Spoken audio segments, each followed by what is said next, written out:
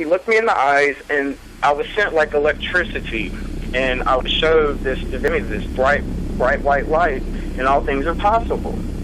And he was telling me that's my father, and I made my toy start working.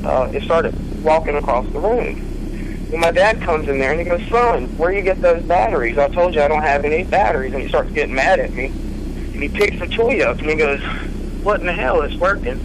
And so he's like, "Oh, it must have built-up energy. You're lucky." You know, I'm a little kid. I don't really know how to talk yet or anything really to anybody. And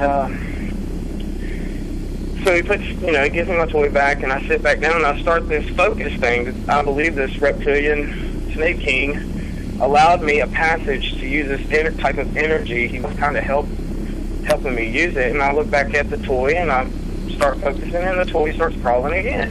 He said, "I have something to give you." And I'm like, "Okay." And then he puts his hand on my shoulder, I believe, and I'm downloaded with what I believe is every piece of information I'll ever need in my life. It was kind of like a train going through my head with classical masterpieces and landmarks, information, just, really strange. And I came home and I told my aunt as soon as I got home from school, but I'll never forget him, what he looks like or anything.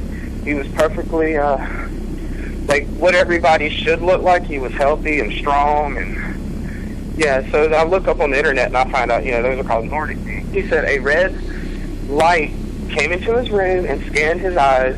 He looks out the window, and a UFO's over the lady's house. He runs down our hallway, and I'm in the kitchen making a bowl of cereal, and so is my cousin. And he comes out with his eyes popping out of his head and his tongue hanging out going, we're looking at him. He goes, "There's a UFO outside." And I'm like, "Really?" I'm like, "You're never going to find a girlfriend if you keep talking like that."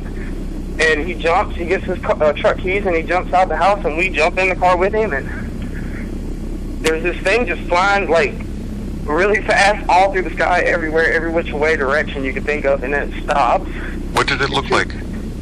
It's, from when I saw it, my cousin, when he saw it, he said it looked like it had hieroglyphs on it, is what he said. He said it had a door. It looked like it had columns on it, like some kind of ancient...